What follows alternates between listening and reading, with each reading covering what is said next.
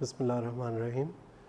Gateway to physics channel के ऊपर हम 10th क्लास की फ़िज़िक्स का यूनिट ज्योमेट्रिकल ऑप्टिक्स डिस्कस कर रहे हैं और हमारा आज का टॉपिक सिंपल माइक्रोस्कोप है। सिंपल माइक्रोस्कोप पर जाने से पहले कि सिंपल माइक्रोस्कोप किस तरह काम करता है, क्या है, थोड़ा सा कॉन्सेप्ट हम एंगुलर मैग्नीफिकेशन का डिस्कस करना चाहेंगे और फिर उसको एज इट इज़ अप्लाई कर देंगे सिंपल माइक्रोस्कोप के ऊपर और हमारा टॉपिक कंप्लीट हो जाएगा। स्टूडेंट्स, आपने देखा होगा कि हम जब किसी चीज़ को देखते हैं, अब ये पॉइंट आप एज्यूम करें, मैं पूरी आँख नहीं बना रहा हूँ, ये कोई ऑब्जेक्ट है ए बी और इसका इमेज हमारी आँख के ऊपर बनता है, तो जो रेज़ आती हैं वो कुछ एंगल बनाती हैं, वो एंगल थीटा है। आपने नोट किया होगा कि जब हम किसी ऑब्जेक्ट के करीब जाते हैं तो वो ऑब्जेक्ट क्लियर होता जाता है, वाज़े हो जाता है। अब यहाँ से हमने इतना सफ़र तय किया, ये हिस्सा मैंने दूसरी ट्रायंगल इसलिए बना दी कि चीज़ क्लियर हो जाए। हम यहाँ पे पहुँच गए, वही ऑब्जेक्ट ए बी है, आप देख सकते हैं कि इनका साइज़, इनकी हाइट जो है एक जैसी है। जो चीज़ चेंज हुई है वो है एंगल। चूँकि हम एंगल की बात कर रहे हैं इसलिए मैंने एंगल का रेफरेंस दिया है। तो ये जो नया एंगल बन रहा है ये हमारे पास थीटा डैश कहलाएगा।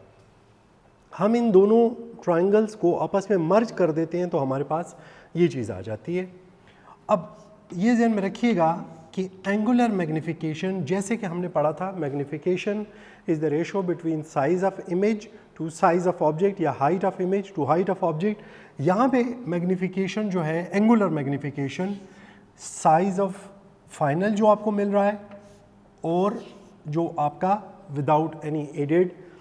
अब यहाँ पे हम जो काम हमने आगे चल के जो हमें हासिल हुए ऑब्जेक्टिव, ये जो एंगल चेंज था, वही एंगल चेंज हमें मिल रहा है मैग्नीफाइंग ग्लास के ज़रिए भी। हम पहले एक ट्रायंगल ले लेते हैं, ट्रायंगल ए बी सी। इसमें टेंजेंट थीटा हमारे पास है B C over A B. तो अब जो नई ट्रायंगल हमारे पास बनेगी उसका टेंजेंट थीटा डैश हो जाएगा। Now this time B C over B D. Students, ये ध्यान में रखिए कि जब थीटा बहुत स्मॉल हो तो तब tangent theta is equal to theta. यानी अगर थीटा बहुत स्मॉल हो जाए, for a very small theta, theta approximately equal to 0, very small theta, if we have this situation then we get this. तो अब हमारे पास ये सिचुएशन, अब ये जो रिलेशन है ये बन जाएगा theta is equal to tangent B C over A B. So tangent की जगह हम सिंपली लिख देंगे थीटा। तो अब थीटा डैश हमारे पास हो जाएगा B C over B D. Angular magnification के लिए आप देख सकते हैं कि हमारे पास जो रिलेशन है theta dash over theta.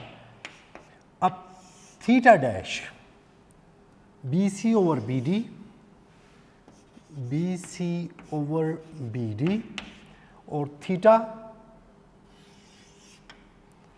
B C over A B.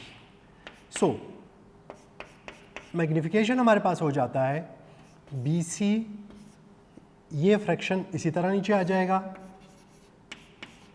और ये उलट जाएगा A B over B C, ये तो ख़त्म हो जाएंगे।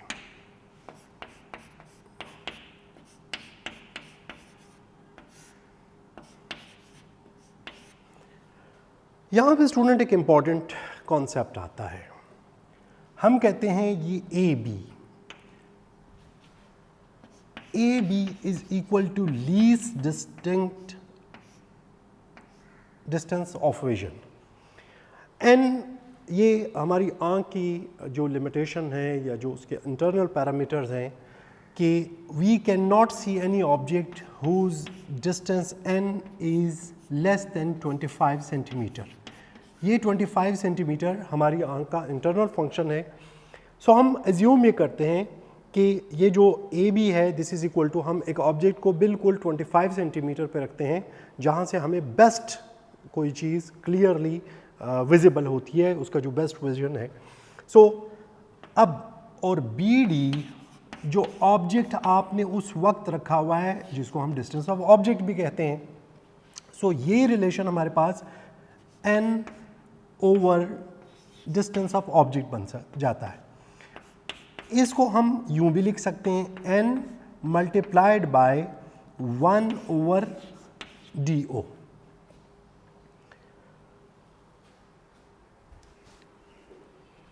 इस हिस्से को मैं क्लियर कर दूंगा ताकि हम आगे इसको जो स्पेस हमारे पास अवेलेबल हो जाए हम उसको यूज़ कर सकें।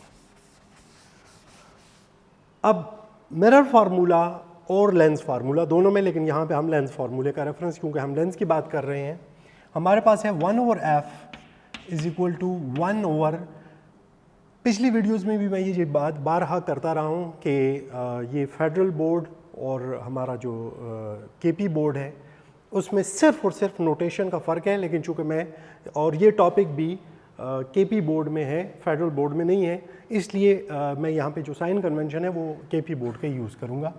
DO प्लस 1 ओवर DI, इसको आप इधर ले आइए।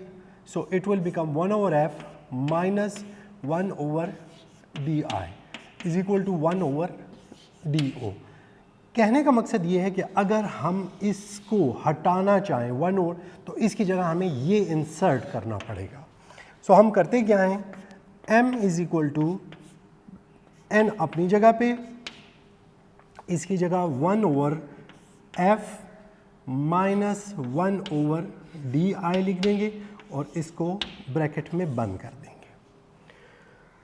अब इसी को हम आगे ले आते हैं। n अगर इसको हम अंदर मल्टीप्लाई कर दें तो ये n बाय, मैं कुछ स्टेप्स शॉर्ट कर रहा हूँ क्योंकि मेरे पास जगह कम हो रही है, माइनस n ओवर DI। चूँकि इस केस में हमें इमेज मिलता है वर्चुअल, इसलिए ये जो DI होता है ये नेगेटिव होता है और ये नेगेटिव, इसका जो नेगेटिव है यानी मैं यहाँ पे लिख दूंगा यूँ, इसका नेगेटिव इसको पॉजिटिव बना देगा। So m is equal to n over f plus n over DI।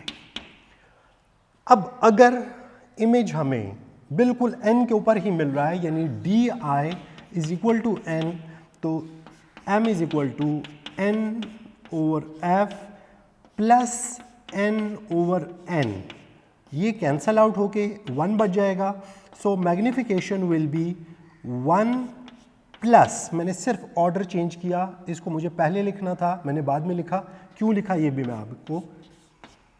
सो कहने का मकसद ये है कि वो जो मैग्निफिकेशन हमें मिलेगी that will be 1 mean original size. आपको पहले भी डिस्कस किया था कि जब हम मैग्निफिकेशन की बात करते हैं और when m is equal to 1 होता है दैट मीन्स कि ओरिजिनल साइज, ओरिजिनल साइज के साथ उसका जो लीस्ट डिस्टेंस विजन है which is 25 centimetre over focal length. अब आप फोकल लेंथ को जितना शॉर्ट करते जाएंगे, जितना स्मॉल करते जाएंगे, उतना मैग्निफिकेशन हमारे पास बढ़ती जाएगी। बुक में ऑलरेडी उसकी डायग्राम मौजूद है, मैं यहाँ पे सिर्फ रेफरेंस के लिए आपको बता दूँ कि अगर हमारे पास एक ये यहाँ पे मैं एक ऑब्जेक्ट ले लेता हूँ छोटा सा, और इससे जो रेज गुजरती हैं वो, तो ये रेज जब इधर आकर दूर हमें मिलती हैं तो वही जो इमेज हमारे पास बनता है वो मैग्नीफाइड होता है, और ये ही इसीलिए हमारे पास जो सिंपल एक लेंस है वो मैग्नीफाइंग ग्लास जिसको भी हम कहते हैं सिंपल माइक्रोस्कोप के तौर के ऊपर काम करता है। ये जो रिलेशन है this is the fundamental relation, इस रिलेशन के ज़रिए हम जिस तरह का भी मैग्नीफाइंग ग्लास प्रोड्यूस करना चाहें वो कर सकते हैं और यही हमें देता है।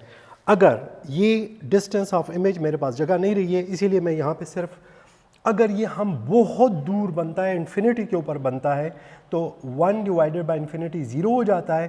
So we are simply left with this relation where m is equal to n over f। तो ये हमारे पास मैग्नीफाइंग ग्लास का जो है रिलेशन है, उसका टॉपिक है। आई होप आपको, मेरी कोशिश रही है कि इसमें सादा तरीन मैथमेटिक्स यूज़ की जाए और वो जो कॉम्प्लिकेशंस थी उससे बचा जाए। आखिरी बात करके मैं टॉपिक को क्लोज़ कर लूँगा। अक्सर स्टूडेंट ये सवाल पूछते हैं कि टेंजेंट थीटा के इक्वल कैसे है। याद रखिएगा, tangent theta is equal to sine theta over cos theta, और sine theta is equal to theta plus theta cube over 3 factorial minus theta 5 over 5 factorial. इसमें आप वैल्यूज पुट करें और cos theta is equal to 1 minus theta square over 2 factorial plus theta 4 over 4 factorial, यानी जो power है वही factorial है, लेकिन ये आपके लेवल के ऊपर नहीं है, ये एफएससी लेवल के ऊपर ये फार्मूले हैं, इनकी डेरिवेशन है। सो आपको इस उलझन में अपने आप को फंसाने की कोई ज़रूरत नहीं है, इसके ऊपर परेशान होने की ज़रूरत नहीं है कि ये कहाँ से आया। आपके लिए इतना ही सफिशेंट है कि आप इसको सिंपली सिर्फ इस चीज़ से वो कर लें कि tangent theta for a very small value, मैं फिर ये कहूँगा कि जब थीटा की वैल्यू इतनी छोटी होती है कि हम इसको अप्रॉक्सीमेटली 0 कहते हैं, for this situation tangent theta will be equal to theta. This is enough. I hope जो इंतहाई नेसेसरी मैथमेटिक्स थी उसकी पेचीदगियों को छोड़ के बाकी टॉपिक आपको आसान लगा होगा। Thank you very much.